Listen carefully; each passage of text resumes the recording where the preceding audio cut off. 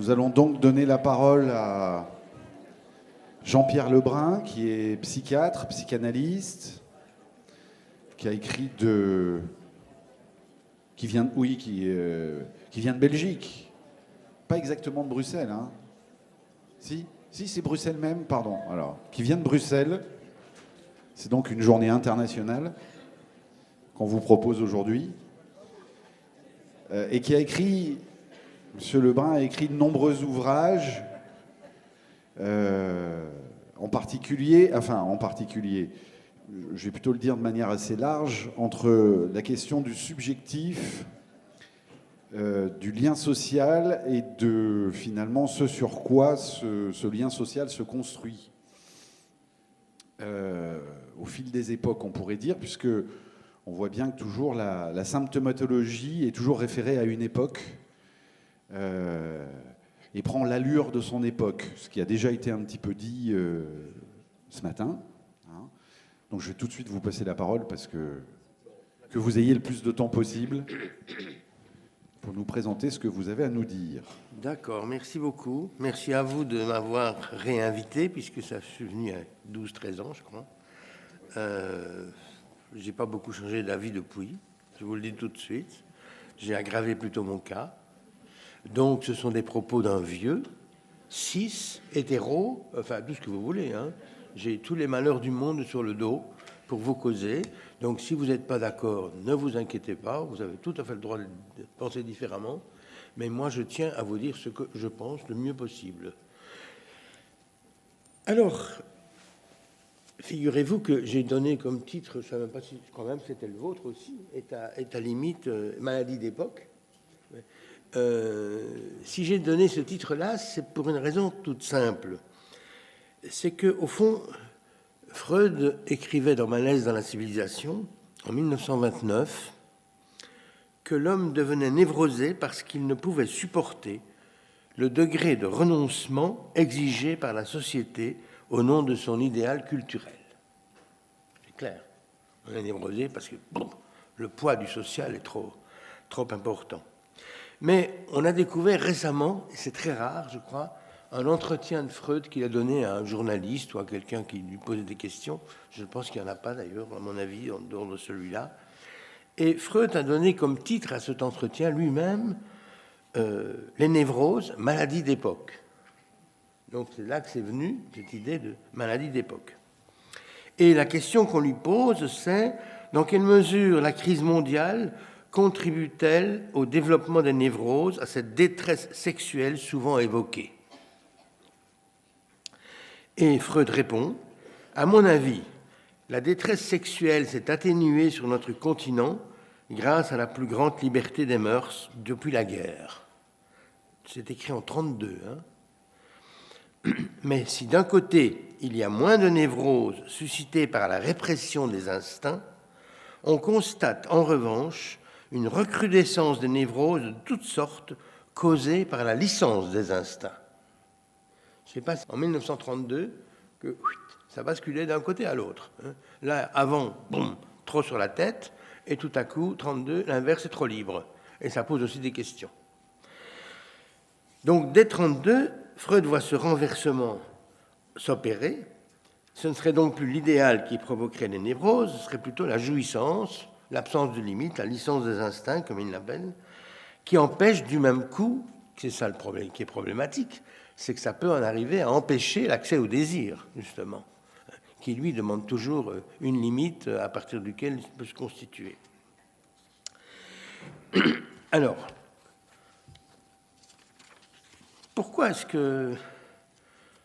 comment concevoir ce changement? Qu'est-ce qui s'est passé? Qu'est-ce qui a eu lieu? Qu'est-ce qui a toujours lieu d'ailleurs? Qui fait qu'on passe de névrose, sous l'excès de contraintes, à une licence des instincts avec une série de jouissances dont on n'arrive pas nécessairement à s'en sortir. Alors, pour ça, je crois qu'il faut penser les choses du côté social. C'est là que s'est opéré le bouleversement. Le monde de Freud 1900 se pensait, et jusque-là, toutes les millénaires, on se pensait comme vertical, c'est-à-dire au fond pyramidal. On était organisé comme une pyramide avec au-dessus, inutile de le dire, toujours de près ou de loin, Dieu, ou celui qui se prétendait ou qui pensait être son représentant. Et on est passé désormais à un monde qui se conçoit comme horizontal, le plus égalitaire possible. Et donc, du coup, vous allez voir que ça a toute une série de conséquences. Je vous signale que cette mutation de monde n'est pas sans intérêt.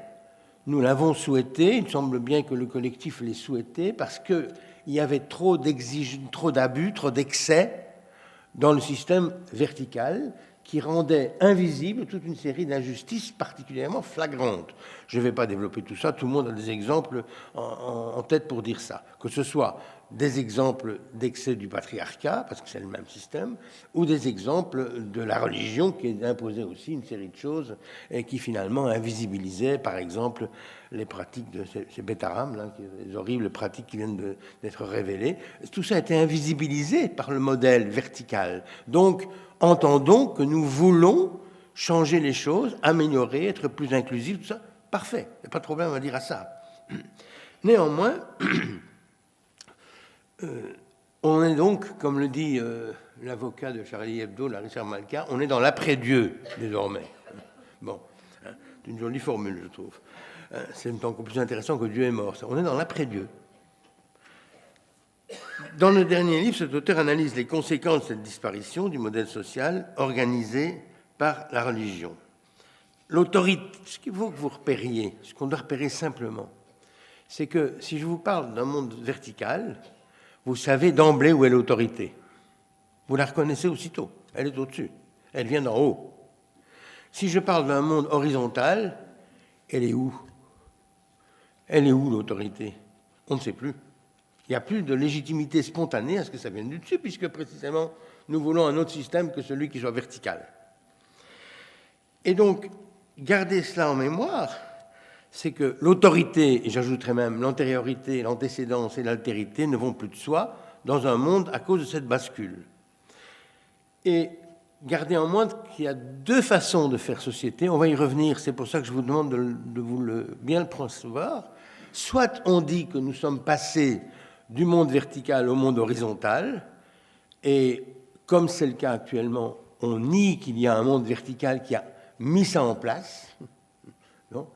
Soit on est à reconnaître qu'il y a toujours une verticalité qui est incontournable, mais qu'elle ne peut plus fonctionner sur le modèle d'hier, ce qui est autre chose, ce qui est très différent, comme penser la société. Alors, prenons donc la question comme suit. Est-ce qu'il est toujours au programme, dans ce nouveau modèle de société, de transmettre les contraintes de la condition humaine? C'est ça la question. Je pense que, en fait, nous sommes dans une difficulté aujourd'hui parce que c'est comme si l'enfant, nous sommes peut-être la première société au monde où l'enfant n'est plus prévu qu'il grandisse, qu'il doit faire un travail psychique pour arriver à être un adulte. C'est très embêtant, cette affaire-là, parce que ça va me laisser mettre des adultes qui se croient encore, qui sont encore en fait enfants. Et, M. Ciccone a donné tout à l'heure un tableau tout à fait, je trouve, bien en place de l'ensemble des contraintes, mais justement, il a évoqué le bébé là-dedans. Ben oui, il y a des sujets dont on pourrait penser qu'ils sont, contrairement à leur posture et leur âge, ils sont en fait encore dans une perspective de bébé, incapables, par exemple, de supporter l'affrontement à la phase des fameuses phases dépressives, dont M. Ciccone a bien rappelé que c'était un élément civilisateur, justement. Donc, qu'est-ce qui se passe à partir de ce que je vous dis là? Encore une phrase de Freud, pour que vous repériez un peu la difficulté dans laquelle nous sommes. Toujours dans Malaise, il écrit « Une bonne partie des luttes de l'humanité se concentre autour d'une unique tâche, trouver un équilibre approprié, c'est-à-dire satisfaisant, entre les revendications individuelles et les exigences civilisationnelles de la collectivité. Savoir si telle organisation de la civilisation parviendra à instaurer ces équilibres ou si le conflit restera insoluble, écoutez bien la formule, est un problème où se joue le sort de l'humanité. C'est pas rien. Il faut garder la dialectique entre les exigences civilisationnelles et les revendications individuelles. Je vous dis ça, mais je reconnais d'emblée que cet équilibre, tel qu'il fonctionnait hier, ne marche plus. Donc il faut en trouver un autre. Alors, quel va être l'enjeu aujourd'hui? Eh bien, précisément, si dans le monde d'hier, cette opposition entre exigences civilisationnelles et revendications individuelles était clairement située, et donc source d'un névrose premier modèle, aujourd'hui, figurez-vous qu'il y a un paradoxe. C'est que l'exigence civilisationnelle se présente comme voulant donner le maximum de responsabilité, de possibilités à la subjectivité de chacun. Mais du coup, où est encore l'exigence civilisationnelle? Elle devient la mise en place, la mise en scène de chacun, en quelque sorte, la revendication que ce soit ça qui soit important. Si dans le monde d'hier, une opposition était clairement identifiable, et c'était l'opposition entre les parents et les enfants, les enseignants et les enseignés, la verticalité et l'horizontalité, les gouvernants et les gouvernés, enfin c'était toutes des choses comme ça. Aujourd'hui, c'est loin d'être le cas, parce qu'on se réfère, et c'est dans le discours social, il y a une prescription à ce que ce soit l'individualité d'un chacun qui soit mise au sommet de l'espérance du contexte social. Donc c'est ça qui est compliqué, parce que, attention, faire une société, ça ne suffit pas de mettre tous les gens ensemble. Ça ne suffit pas. Il faut quelque chose qui fasse surplomb. Il faut quelque chose qui fasse au-delà. C'est pour ça que même dans la théorie des ensembles, comme vous savez, tous les ensembles, il y a en plus l'ensemble qui fait l'ensemble. Donc c'est un élément dont il faut tenir compte. Donc renvoyer aux individus ne veut pas dire pour autant qu'on organise une nouvelle société.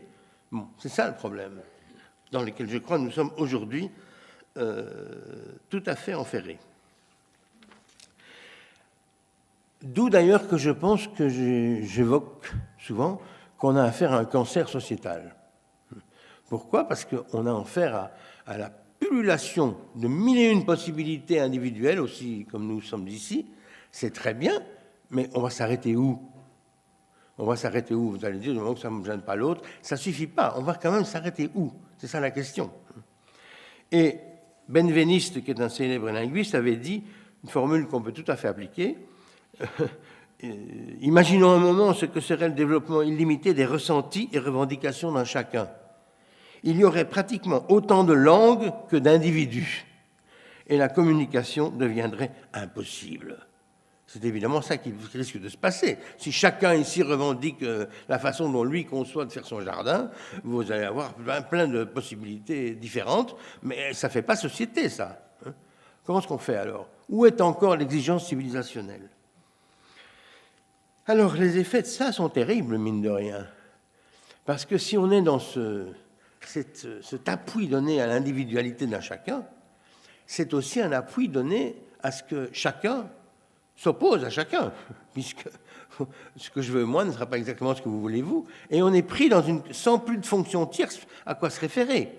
C'est-à-dire que l'instituteur, par exemple, ou l'enseignant à l'école aujourd'hui, le problème, ce n'est pas qu'il n'a plus l'autorité d'hier, le problème, c'est qu'enseignants et élèves ne peuvent plus ne se réfèrent plus à une autorité qui serait d'emblée au-dessus. Puisque le modèle sociétal laisse ça en panne aujourd'hui. Donc on cherche où est l'autorité du coup. Eh bien ça, si ça ne trouve pas sa solution, ça laisse des gens de plus en plus revendiquant narcissiquement leur position. Et je ne sais pas si vous avez vu, mais enfin j'imagine que tout le monde a vu le 3 mars passé dans le bureau ovale de la Maison-Blanche l'exemple massif de ça. C'est-à-dire une opposition, quelqu'un qui veut avoir à tout prix raison et qui ne supporte pas que l'autre pense différemment de lui. Donc, il y a un problème qui est là en difficulté aujourd'hui au niveau social et qui va avoir des conséquences sur les individus. Et pourquoi? Eh bien, parce que je me réfère souvent à Gauchet. Je vais vous lire une phrase que je trouve très bien de lui. Pour le dire, on ne voyait que le tout à l'intérieur duquel les partis devaient lutter. pour se faire une place. Aujourd'hui, on ne voit plus que les partis, sans le tout où elles prennent place, alors qu'ils conditionnent pourtant leur existence. C'est ça que j'ai envoyé à l'O-1 qui continue à devoir fonctionner, même logiquement. Mais s'il n'y en a plus, s'il n'y a plus du tout de verticalité, si vous pensez l'horizontalité qui va réussir son coup à se débarrasser de toute verticalité, vous êtes bon pour une situation qui va laisser monter de plus en plus la violence entre les différents individus. Et c'est ce que nous voyons à l'œuvre. Il n'y a pas qu'à la Maison-Blanche, il y a aussi au Parlement, chez vous, entre autres, où ça s'est passé aussi, cette sorte de violence. J'en reviens. Qu'est-ce que nous devons transmettre et qu'est-ce que, à cause de cette mutation, nous avons peut-être difficile à faire? Ce que nous devons transmettre, le point central pour moi, je résume les choses au plus ras du sol, mais c'est parce que voir clair dans ce qui se passe est vraiment important, sinon on va se planter, on va aller dans des tas de choses très difficiles sur lesquelles il n'y aura pas d'issue. Nous sommes les seuls animaux qui possédons la parole. Bon, les bonobos ne parlent pas. Ils échangent des communications, ils ont des sons, mais il n'y a pas de parole, il n'y a pas d'échange de parole, il n'y a pas de par-l'être, comme disait Lacan. Il n'y a que ça chez les humains. Or, cet usage de la langue exige, par exemple, de renoncer à l'immédiateté. Si vous voulez l'immédiat, vous ne laissez plus de place pour la langue et le discours.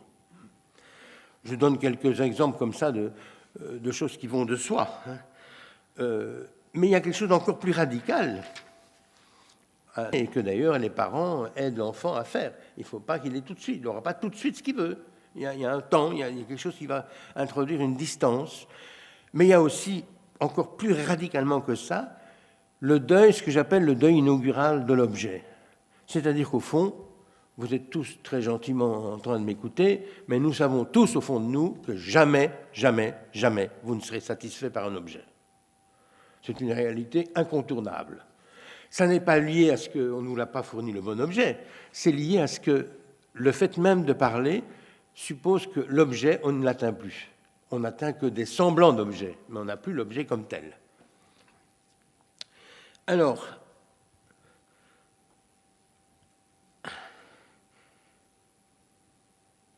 bon, je vais essayer de limiter, sinon on n'en sortira pas. La question pour moi, c'est celle-ci. Comment est-ce que, dans notre contexte actuel, faisons-nous pour transmettre ce deuil inaugural de l'objet, qui reste lié à la parole fondamentale? Dans le monde d'hier, on répondait assez facilement à ça. On répondait pour qu'un enfant accepte de renoncer à l'objet et que ce sera ça son statut d'adulte, c'est-à-dire que ce n'est pas le bonheur absolu, ça n'existe pas. Il y a peut-être des moments heureux, mais ce n'est pas le bonheur total et absolu. Et bien, pour qu'il accepte ça, qu'est-ce qu'il faut? Il faut une mère, il faut un père et il faut l'enfant. Le travail de la mère, parce que la mère, dès qu'elle met au monde son enfant, sauf précisément pathologie, mais en général, elle a une abnégation en elle qui sait très bien qu'elle va, malgré que ce soit la plus merveilleuse chose de sa vie, mais en même temps, elle sait très bien qu'elle met au monde un enfant pour qu'il ait une vie à lui, et pas pour qu'il soit uniquement le complément de sa vie à elle. Donc, il y a une part d'abnégation d'emblée chez toute mère qui introduit justement cette manière de faire. C'est relayé par un père qui souvent, et quand je dis père, c'est pas un papa, ne l'entendez pas comme ça, c'est quelqu'un qui tient cette place différente de la mère pour pouvoir lui aussi faire entendre que la loi qui circule dans notre humanité, dans notre registre humain, est une loi où il n'y aura pas cet objet. Ça fait partie de la chose qu'il va devoir endurer, l'enfant. D'ailleurs, c'est pour ça que moi j'aime bien parler de l'amour sans condition de la mère et de l'amour sous condition du père. C'est excessif, mais ça dit bien les choses. D'ailleurs, je vous signale que beaucoup de mères seules aujourd'hui disent très facilement, même en consultation, je dois jouer les deux rôles, moi. J'ai les deux rôles à jouer. Je comprends bien qu'il y a un rôle de aimer l'enfant pour ce qu'il est, magnifique, mais en même temps, il y a des conditions. Et les conditions, ça veut dire, est-ce que tu vas accepter cette condition qui est la condition humaine, de mettre l'objet comme quelque chose que tu n'atteindras pas? 3 éléments qui suffisaient pour que, en gros, l'enfant, numéro 3, lui-même fasse et accepte de faire le travail. Parfois, il ne le voulait pas et ça a amené des tas de conflits, tout ce qu'on veut, mais en général, il y a un trajet chez l'enfant où il doit partir de la capacité de langage qui est la sienne pour arriver à assumer une parole propre, la sienne. C'est ce qu'on appelle l'âge de raison chez l'enfant. Enfin, il y a toute une série de mots qui désignaient que ça n'était pas donné d'emblée, ça prenait un certain temps, et ce temps était exigé pour que l'enfant puisse du coup prendre acte de ce qu'il dit et de soutenir sa parole. Eh bien, figurez-vous qu'il y a un quatrième élément qui était méconnu. Le quatrième élément, c'était le social. Dans le monde d'hier, ça allait de soi, avec l'autorité au-dessus, qu'il y avait ça à intégrer. Mais dans le monde d'aujourd'hui, qu'est-ce qu'on dit? Qu'est-ce qui est dit? Qu'est-ce qui circule? Eh bien, ce qui circule, figurez-vous, c'est que le père est un reliquat du patriarcat, que donc il faut essayer, tant que faire se peut, d'en débarrasser. Ce qui circule, c'est que l'objet, non, bien sûr, on ne va pas vous dire que ce ne sera pas parfait, mais enfin, on va quand même vous faire rêver à ce que ce soit l'objet parfait, et qu'on est même capable de vous le vendre, et que c'est même ça en quoi consiste une grande partie des activités humaines aujourd'hui.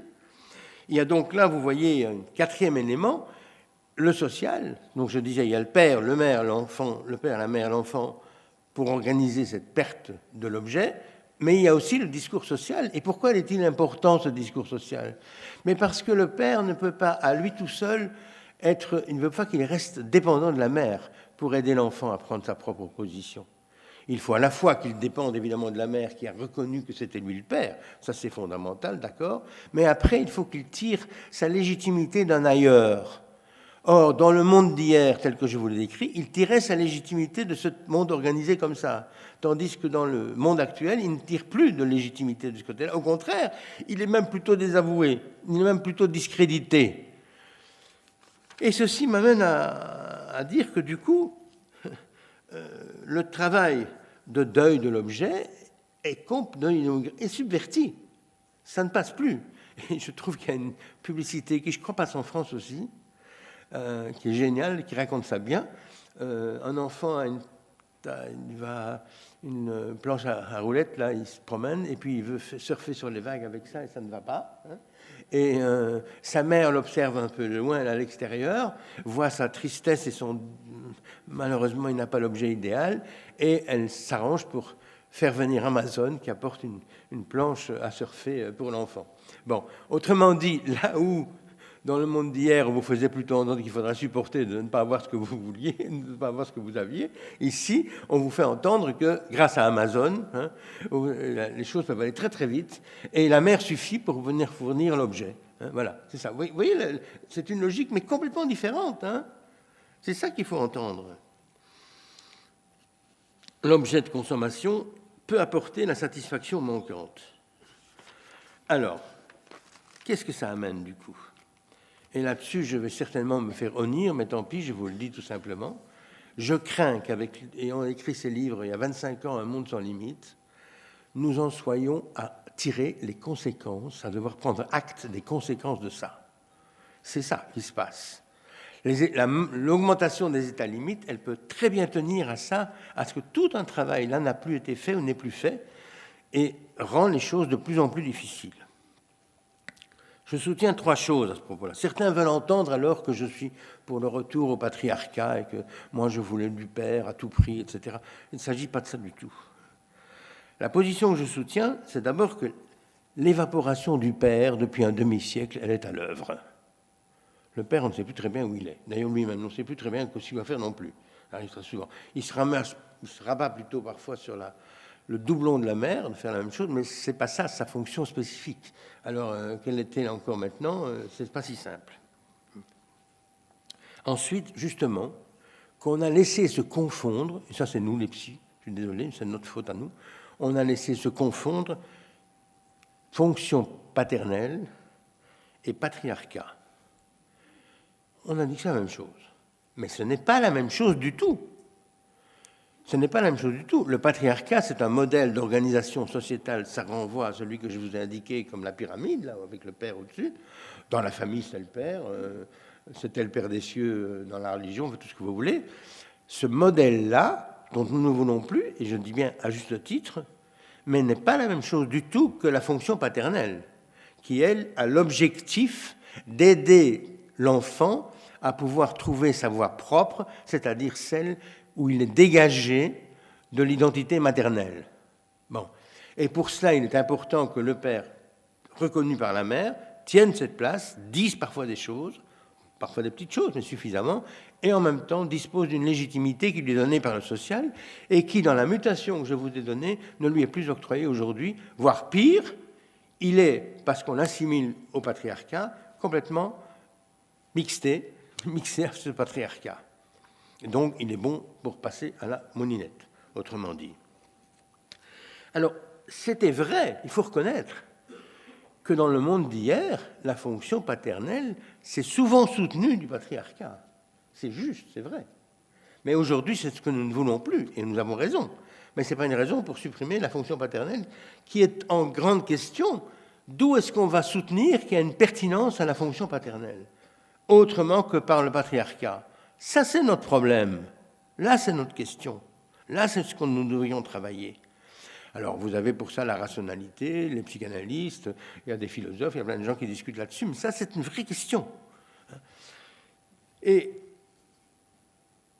reconnaître, troisième chose, que nous avons aujourd'hui affaire aux conséquences multiples de cet estompement et de la confusion qu'il a entraîné. La radicalisation et la politisation, la polarisation croissante que l'on peut constater dans nos sociétés peuvent être interprétés comme des effets de ce que depuis un demi-siècle, la fonction paternelle, confondue avec le dogme paternel, titre d'un livre qui m'était particulièrement agressif, a été délégitimée et que nous assistons aux répercussions de ce que pour les sujets formatés dans ce nouveau monde égalitaire et horizontal, la dite fonction paternelle n'est plus opérante. Alors, comment est-ce qu'on se débrouille avec ça? Avec le fait que, justement, ça ne marche plus. Alors, vous voyez que je prends une position ici lourde de responsabilité. Je ne cache pas les choses parce qu'on va me dire, mais qu'est-ce qui revient avec la fonction paternelle? Non, non, c'est vraiment essentiel dans l'appareil du sujet. Et lorsqu'il y a un texte important de Lacan, où il dit qu'il y a un symptôme différent selon que le symptôme de l'enfant relève du couple parental ou relève de la mère seule. Ce n'est pas la même chose. Bon, c'est tout à fait pertinent. Eh bien, je dis ici qu'aujourd'hui, précisément, il y aura de plus en plus de symptômes qui vont relever de la mère seule, puisque la fonction paternelle n'a plus opéré. Bon. Et ça n'est pas d'office une forclusion psychotique. Hein. C'est pas du tout, pas d'office ça. C'est plutôt une récusation qui a lieu. Hein. Plutôt même qu'une contestation. Dans le monde d'hier, les enfants avaient la responsabilité presque de contester le père. C'est leur boulot. Aujourd'hui, ce n'est plus ce qu'ils font. Ils le récusent. Alors, récuser, ça veut dire, au fond, de cette loi-là, moi, j'en ai rien à cirer. Ça ne me concerne pas. Je peux vraiment l'éliminer. Ça n'est pas une forclusion non plus. L'exemple typique que j'avais pris dans je ne sais plus quel livre, là, de cette mère qui dormait avec son enfant parce que le père était parti en mission militaire, et un jour le père revient d'Astus, il revient, et mère et enfant logeant dans le même lit, l'enfant s'écrie en voyant son père, « Qu'est-ce qu'il fout là, celui-là ?» Voilà, mais ça dit bien la récusation, c'est ça. Donc bon, c'est pas qu'il ne le reconnaît pas, c'est bien que c'est son père, mais la loi ne le concerne pas. Il n'a pas à venir s'occuper de ce lien entre la mère et l'enfant, qui est persistant. Et je pense qu'il y a quelque chose quand j'avais ramené à Melman là, dans un entretien sur la dysphorie de genre, je crois que c'est là que ça se trouve, j'avais ramené qu'il y avait cette double polarité chez Lacan, qui rappelait aujourd'hui qu'il pouvait y avoir l'enfant comme représentant la problématique de la mère. Il m'avait dit, il n'est donc plus que l'objet ptita de la mère. Il n'est plus que l'objet de la mère. Et une formule, mais que je trouve très importante, il me répond, vous voyez ce champ clinique-là. Autrement dit, il m'a mis le doigt sur le fait qu'il y avait un champ clinique là, nouveau, inattendu, inédit. Parfois, il aura existé, mais pas fréquence, pas avec la fréquence qu'il a.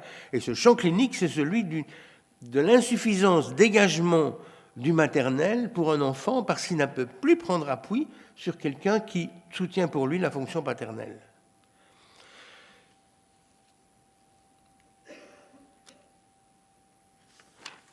Je dis dégagement insuffisamment accompli, voire n'est même plus fait du tout.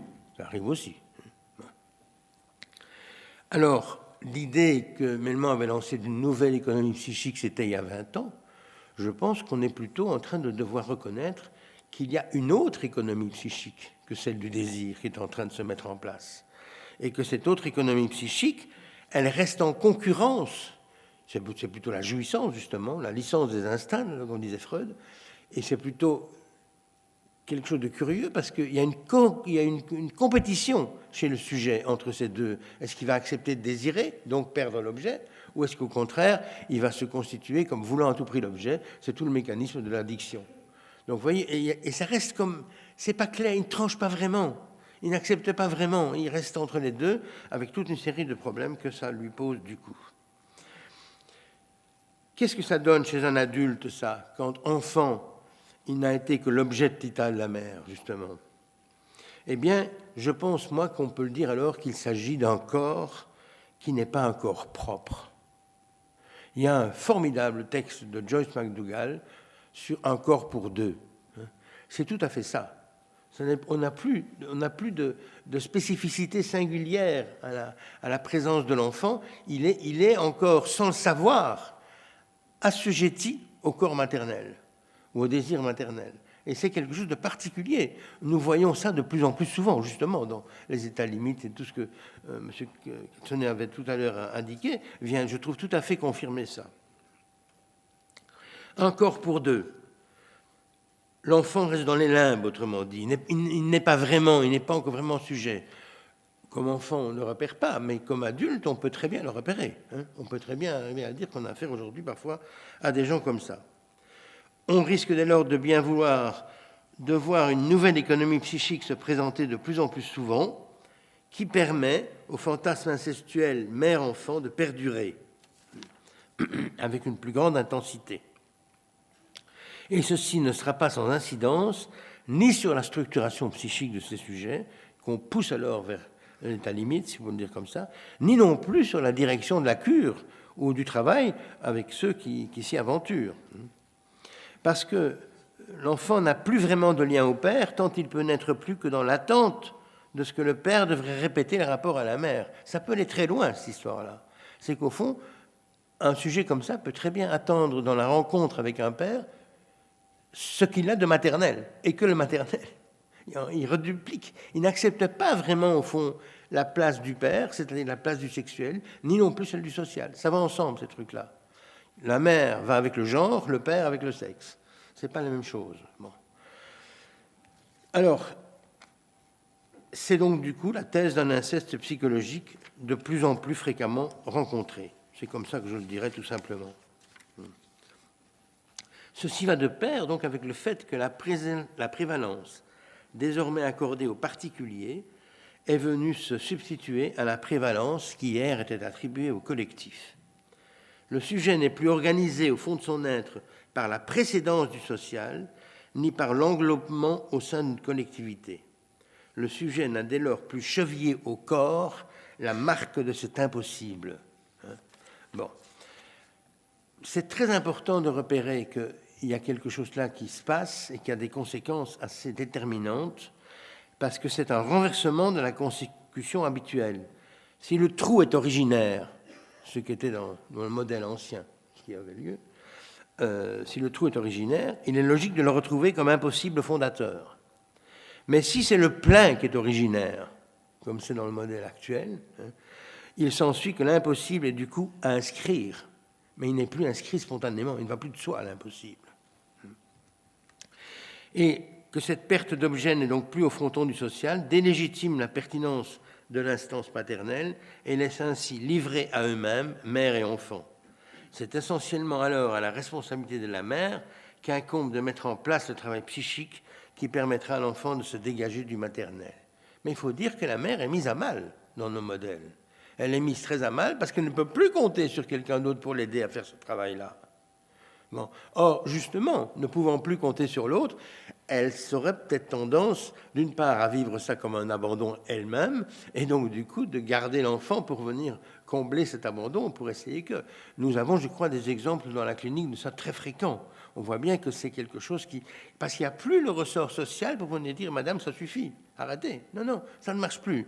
Donc, il faut dire, il faut vous débrouiller. Hein. Bon, mais vous débrouiller, c'est pas si simple. Alors...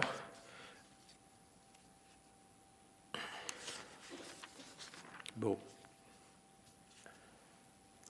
Je pense du coup qu'il y a quelques éléments qu'on va devoir changer. On va devoir tenir compte des mutations. Parce que vous voyez qu'il y a quelque chose qui du coup disparaît, en quelque sorte, dont la pertinence disparaît. C'est la lecture que nous avons du social, comme je vous l'ai dit, actuel, laisse penser que tous les interdits sont répressifs. Si je n'accepte pas que vous vouliez faire telle chose, je vous réprime, je réprime votre singularité. Mais non, il y a aussi des interdits qui sont structurants. Il ne faut pas l'oublier. Si vous n'acceptez pas qu'il y ait une limite à quelque chose, vous n'arrivez pas à construire du possible. Donc c'est très déterminant, cette position-là.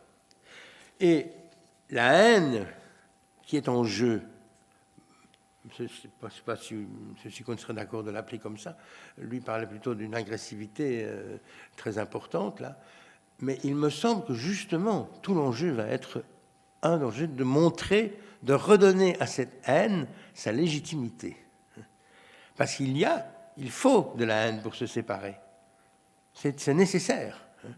Et ça n'est pas d'office ni la méchanceté, ni l'impossibilité pour l'autre de l'accueillir. Bon, et dans le transfert, je trouve qu'aujourd'hui, donner de la place à la haine est quelque chose de très important, justement. Contrairement, on pourrait dire à ceux qui croient que c'est une manière de nous en débarrasser de nos difficultés. Autre chose encore, je dirais que la haine peut prendre justement, du coup, l'aspect d'un matricide. C'est pour ça que j'avais écrit un livre avec Michel Gastambide sur le matricide, justement. Parce que du coup, ce n'est plus un parricide, c'est un matricide. Bon. La question devient alors, et je terminerai par là, pour comme ça nous permettra d'échanger, de discuter, si vous le voulez bien, parce que les thèses que je défends sont simples, mais en même temps, elles ne vont pas tout à fait dans l'air du temps. Hein. Il faut reconnaître qu'on est un petit peu en difficulté, là. Comment le travail analytique peut-il espérer remédier aux lacunes instaurées par l'insuffisance du dégagement identitaire à la mère? Il faudra que nous le prenions en compte, ça. Et ça va changer la donne par rapport aux patients classiques que nous avions d'hier. Par exemple, qu'est-ce que ça va amener? Écoutez, ça réinterroge par exemple la responsabilité. Est-ce qu'il ne faut pas reconnaître à cet endroit-là, si on repère ça chez un enfant ou chez un adulte qui a vécu ça enfant, qu'il y a une responsabilité à laquelle on ne peut pas lui demander d'assumer. On peut lui demander dans l'après-coup d'assumer la responsabilité de son trajet, ça oui, mais à ce moment-là, il a plutôt besoin d'être entendu comme il n'avait pas les moyens, enfant, de lui faire rupture d'emblée. Il fallait qu'il soit aidé pour ce faire. La haine, je vous l'ai dit, il faut accompagner les gens. Il faut accompagner. Alors il faut accompagner tout le monde aujourd'hui. Hein. Mais l'accompagnement, c'est une vertu, j'ai envie de dire, maternelle. Hein. Ce n'est pas d'office quelque chose qui va laisser de la place à une interpellation. Je ne parle pas d'interprétation, je parle d'interpellation. Et on voit tout ce qu'on peut amener, du coup, du côté de l'accompagner. Mais si quelqu'un vous demande de l'accompagner jusqu'à l'endroit où il se jette dans le fleuve, vous allez avec lui. Vous allez le... Qu'est-ce que vous faites là? Donc, vous voyez que ça va demander une exigence de votre intervention à vous. Eh bien ça, aujourd'hui, c'est au programme. Je pense que même quand on a des situations comme ça, l'idéologie actuelle de l'accompagnement, ça ne va pas très bien. Il y a quelque chose qui est ça fait l'économie d'une nécessité d'interpellation. J'ai aussi apprécié dans la façon dont M. Sicone a parlé des choses, c'est que on doit bien accepter qu'il y a des lacunes. C'est comme si tout à coup, il faut prendre en compte que l'enfant n'a pas été entouré comme il aurait dû l'être pour pouvoir arriver à accepter, à assumer ce deuil inaugural de l'objet et la condition humaine qui est la sienne. Eh bien, c'est vrai que c'est aujourd'hui en difficulté, parce que nous-mêmes, nous ne savons plus très bien où ce qu'il en est. Et nous sommes dans une difficulté de cet ordre-là, qui, je crois, est tout à fait importante à identifier et à essayer de voir comment, en toute pertinence, on peut riposter à cette mutation qui a lieu, sans d'office penser que pour autant, on est uniquement dans l'horizontal. Parce qu'il y aura toujours du vertical à réintégrer, d'une façon ou d'une autre, et vous ne pouvez pas, on ne peut pas, je crois, penser les choses correctement si on ne pense plus qu'en termes d'horizontalité. Par contre, c'est très commode, parce que vous avez d'office un programme politique général qui ne s'arrêtera plus. Il y aura toujours des dominations, il y aura toujours des... Donc, du coup, on peut tout le temps, sans arrêt, venir s'opposer à ça, mais on fait fi, d'une part, à soi, de responsabilité dans l'affaire, où il s'agit de tenir une position qui est celle de ma propre énonciation. Ce dont j'ai essayé de vous faire part. Merci beaucoup.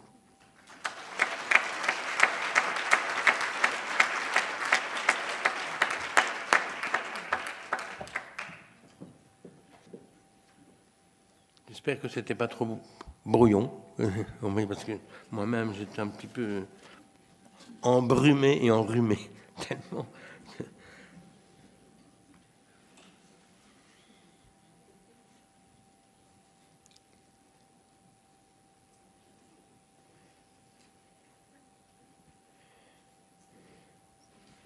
Bonjour. Je ne sais pas si vous avez noté dans l'exemple que vous avez donné de la publicité, Oui. où la mère clique sur Amazon pour Oui. faire passer Oui. une planche à roulettes à une planche de surf, que Amazon est une société de femmes guerrières, mythologiques. Oui. Je ne sais pas si vous l'aviez noté. Oui, oui, oui. Qui relègue justement l'homme à l'endroit de géniteur. Donc est-ce que vous pourriez envisager que le matriarcat pourrait s'opposer au patriarcat dans quelque chose d'un peu stérile? Il faut être très prudent sur ce terme-là, pour moi, le matriarcat. Je n'aime pas beaucoup cette idée-là, parce que je pense que ça ne me semble pas tout à fait juste. Non. Bon. Mais la mère, par contre, peut elle-même devenir dominante. C'est-à-dire qu'en se débarrassant du patriarcat pour des raisons légitimes, il n'est pas impossible que certains pensent que du coup, c'est une voie ouverte à ce qui serait alors un matriarcat, ce qui est une autre forme de domination. Et peut-être qu'elle sera moins facilement contestable, justement, parce qu'elle joue sur le rapport duel, là où le patriarcat est quand même une dimension tierce, introduit quand même une dimension tierce.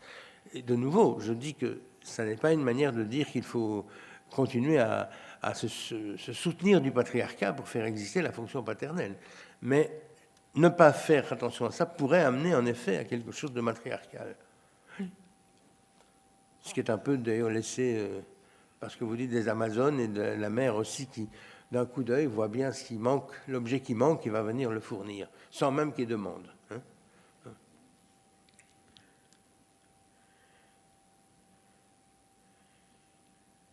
Ne me dites pas que je vous fais taire comme ça. Hein. Merci. Alors, je vais poser une question peut-être de sociologue, mais vous m'entendez là? Ouais, c'est bon. Comment je pourrais formuler ça? Sur la question de l'autorité, vous finissez votre intervention sur le fait que vous avez essayé de proposer quelque chose où la personne, le père, puisse avoir une énonciation, sa propre énonciation, vous disiez. Et en même temps, vous dites que toute l'institutionnalisation, en fait, alors vous différenciez bien évidemment fonction parentale avec le patriarcat, mais que dans le social, cette verticalité institue en fait une fonction parentale qui devient compliquée. C'est ce que j'essaie de saisir de vos propos. Et moi, ma question, c'est au-delà de la posture individuelle, qu'est-ce que vous proposez pour que le social puisse à un moment donné soutenir cette fonction parentale de nouveau? Mais justement, je pense que si vous vous mettez en tête que vous pouvez vous débarrasser de la verticalité, vous êtes condamné à l'impasse, à mon avis. Et ce qui a lieu aujourd'hui, c'est plutôt de reconnaître qu'il faut une verticalité, qui est toujours en partie là, réduite à son minimum, et qui n'autorise pas celui qui se trouve à cette place de l'occuper en faisant n'importe quoi. C'est-à-dire qu'on n'en veut plus de quelqu'un qui soit hors la loi parce qu'il est le patron, le chef, celui qui dit c'est comme ça et puis tout le monde est d'accord. Non, on ne veut plus de ça. Mais on voudrait qu'il accepte de travailler à lui-même, se remettre en question, se remettre en jeu. Et il ne faut pas, nous, à force de nous y opposer, empêcher que cette figure reprenne sa place. Voilà. Comme quelque chose de, justement, non pas d'un père hors la loi, mais d'un père dans la loi. D'ailleurs, je vous signale que dans la famille, quand le père est hors la loi, ça ne marche pas du tout bien. Hein. C'est plutôt problématique. Ça donne tout ce qu'on sait du côté des abus, précisément, du père. Donc moi, je pense que c'est un travail de rationalité qui va peut nous aider à redonner de nouveau sa place à cette dynamique et cette dialectique-là. Autrement dit, ressoutenir la fonction paternelle pour un enfant n'a rien à voir avec le patriarcat. Dire ça aujourd'hui, c'est presque bon, c'est une injure. Et bien pourtant, c'est comme ça. Excuse-moi, Abiba, une petite chose. Vous avez beaucoup insisté sur la fonction ou sur les fonctions, beaucoup plus que sur le statut de la personne ou sur son rôle, qui va être nettement plus porté sur l'imaginaire, c'est-à-dire que vous remettez un accent quand même sur du symbolique. Et en entendant ça, moi je vous rejoins, mais en entendant ça, je me posais la question, par exemple, dans une équipe de soins, qui a affaire à un patient, je vais reprendre des termes qui ont été utilisés ce matin, récalcitrant ou opposant, qui cherche à la fois la rencontre avec l'autre, mais en même temps à détruire cet objet dont il ne sait pas qu'il l'a déjà perdu, ou qui répète sans arrêt cette perte, finalement, etc. Parce qu'on voit bien, ça a été dit ce matin, que ça occasionne quand même des pensées contre-transférentielles particulièrement délicates. On le sait bien, quand on est pris dans une relation individuelle avec une personne qui va réagir fortement de cette manière-là, on peut être soi-même mis à mal dans sa fonction ou dans sa manière de penser le rôle, par exemple, qu'on occupe auprès du patient. Et ça peut faire disparaître, ou en tout cas momentanément, cette dimension tierce. Soit parce que le groupe va se resserrer autour de « on pense la même chose », et ça, c'est des choses que j'ai souvent entendues, pas tellement pour les états limites, mais aussi pour des sujets psychotiques. Il faut qu'on pense tous pareil, il faut qu'on lui dise tous pareil. Il ne faut pas qu'on rentre dans le clivage, il ne faut pas qu'on rentre, etc. Ça peut donner une position quand même particulièrement excluante. Enfin, pour moi, qui peut mettre en acte l'exclusion du patient, ce qui est en fait un contre-transfert en miroir, et qui vient acter le rejet que le patient fait vivre à l'équipe. Comment, par rapport à votre manière d'amener les choses, qu'est-ce qui pourrait être civilisateur pour une équipe qui a affaire à un ou plusieurs patients qui les met quand même particulièrement à mal? Mais précisément, peut-être, de repérer, comme on est en train d'essayer de le faire, ou comme j'essaie de le faire avec vous, de repérer que cette haine qu'il déploie, cette vœu de destruction, il en a eu, c'est légitime. Ça a sa légitimité pour lui. Alors, du coup, c'est pas pour ça que... Et donc, il faut tenir le coup face à ça. Là-dessus, je crois que c'est très important de tenir. Parce que ça ne vous est pas adressé à titre personnel, c'est adressé à titre de la relation transférentielle que vous avez consenti à faire avec lui, puisque vous le voyez, que ce soit dans une équipe ou que ce soit individuellement. On est là, on a accepté le jeu. Et bien là, je crois que ce que j'essaye de vous dire, c'est simplement, ne nous leurrons pas là-dessus. C'est vrai qu'il est insupportable, c'est vrai que ça va être différent, mais c'est en faisant ce travail avec vous qu'il va petit à petit, éventuellement, pouvoir recoloniser sa propre violence. Et l'adresser d'une manière qui lui soit profitable plutôt qu'une manière qui soit destructrice. C'est donc très important.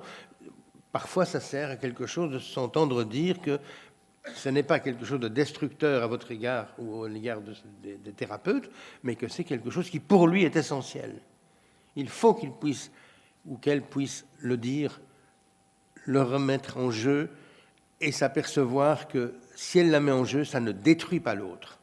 Vous n'êtes pas détruit par ce faire. Ça, c'est, je crois, capital pour ce genre de patient dit état limite.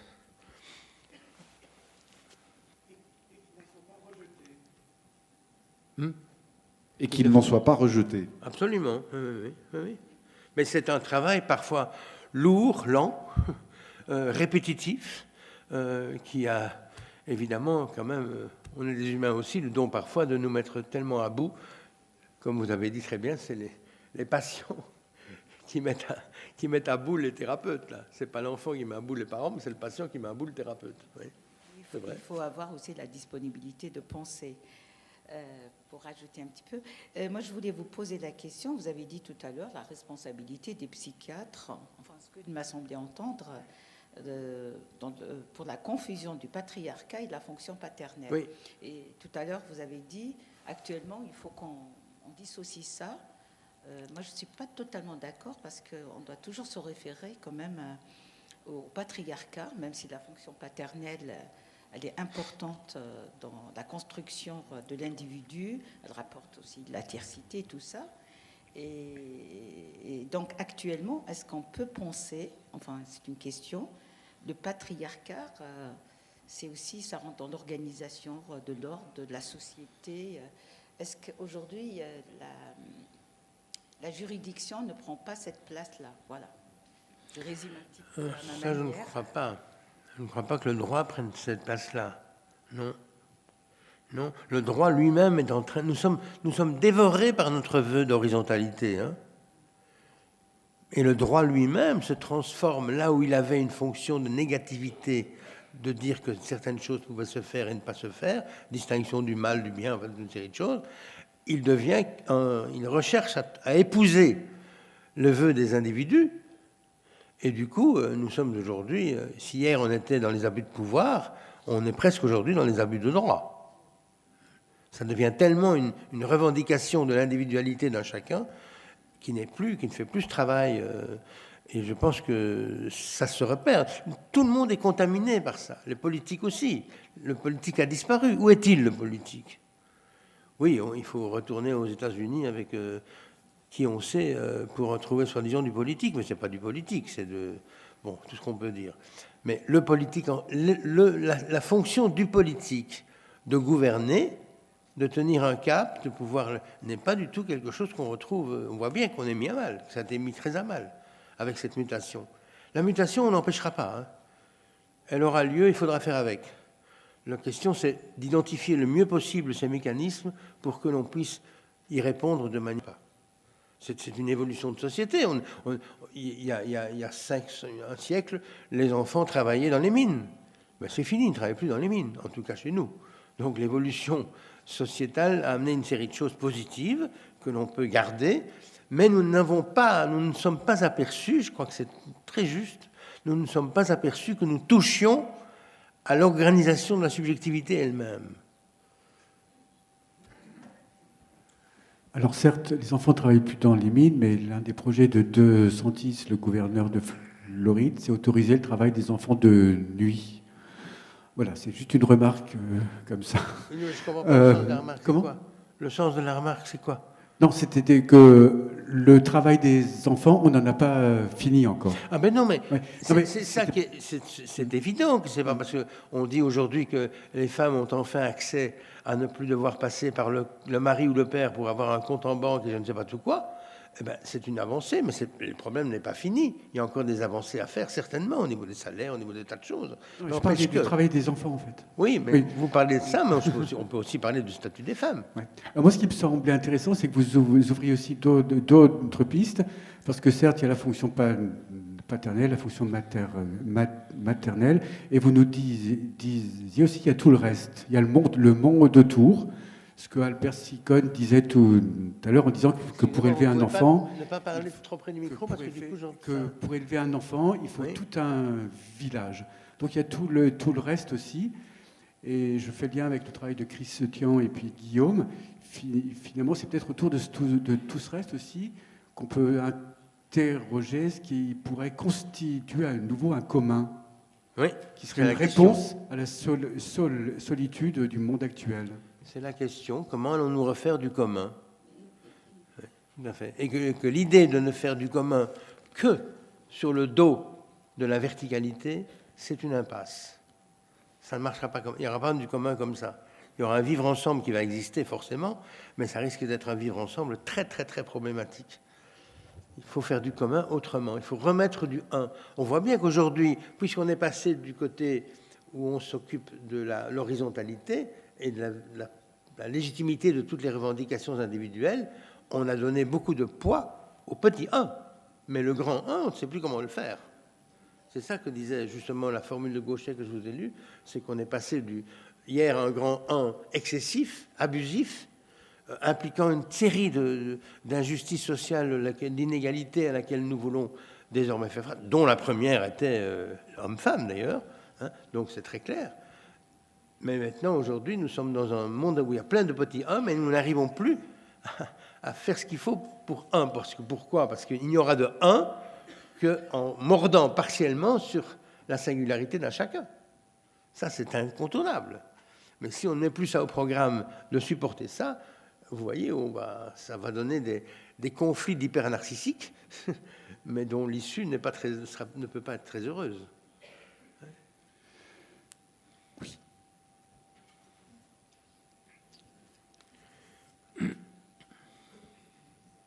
Bonjour. Bonjour. Comment faire quand depuis plusieurs générations, la place du père n'est plus, parce que c'est ce qu'on rencontre aussi avec les états limites avec lesquels on travaille tous les jours. C'est une succession d'enfants élevés par des mères seules. Et nous, dans notre position, les états limites déferlent, il n'y a pas d'autre mot, je pense, sur nos CMP, sur les cabinets. Et comment nous, en tant que soignants, on peut continuer à avoir cette capacité à supporter, parce que je pense que c'est un peu le terme que vous employez, hein, quelquefois c'est insupportable d'avoir certains patients, parce que c'est un travail qui est long, qui est laborieux, et comment nous, on peut les aider au mieux? Est-ce que vous parliez tout à l'heure, j'ai noté que la haine est nécessaire, hein, dans le transfert, et qu'elle peut prendre presque la forme d'un matricide à un moment donné pour pouvoir le laisser s'exprimer et enfin avoir une capacité à avancer. Qu'est-ce que nous, on peut faire en tant que soignants? Ça dépend de la place à laquelle vous êtes mise, mais en fonction de ça, il y a toujours moyen de trouver une manière à la fois d'accepter les coups et en même temps de ne pas les recevoir. Oui. Bon, c'est un peu à ça qu'il faut travailler. Chacun, c'est toujours le même. Vous posez le doigt sur l'ampleur du travail à faire, là où chacun se trouve d'ailleurs, qu'il soit travailleur social, qu'il soit psy, qu'il soit tout ce qu'on veut. Chacun. Mais je trouve qu'on a aujourd'hui difficile à reconnaître que c'est ça l'enjeu. C'était ça l'enjeu. On est pris dans des idéologies assez puissantes, hein, et qui viennent transformer des réalités d'une façon qui ne sont pas celles qui conviennent. Bon, on va devoir s'arrêter, mais avant, on n'oubliera pas l'apéritif. Tolten. Oh non, il va falloir encore... Alors, je vais mettre là, ouais, ça me permet de en fait,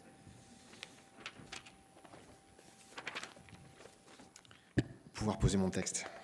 C'est vachement pratique.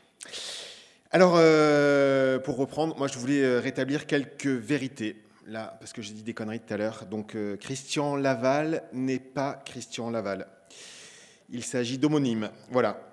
Voilà, Jean-Philippe Guignard, c'est Jean-Philippe Guinard. Hein. C'est le guide de druide, hein, justement, cet homme qui travaille tant sur la psychose agricole et le chamanisme. Voilà. De la même manière, je m'appelle Tolten et je pense que parfois, ma notoriété fait de l'ombre à cet écrivain d'Heroic Fantasy, ce fameux Tolkien. Hein. Donc la prochaine fois que vous le voyez, ne lui dites pas « est-ce que c'est vous qui avez écrit L'étrange monde » ou les mots et les phrases, hein, ça va le vexer. Voilà. Donc, Jean-Pierre Lebrun est bien... Jean-Pierre Lebrun, par contre, voilà, et ça c'est rassurant. Il nous dit que dès 1932, Freud voit un renversement entre névrose sous licence de contrainte et la jouissance qui amène aux névroses. Car la toute-puissance empêche le désir, et on est dans l'après-Dieu, car Dieu est mort. Bon, Dieu est mort, Dieu est mort, Dieu est mormon, oui, parce que Dieu, on l'a jamais trouvé son cadavre encore, hein, que je sache.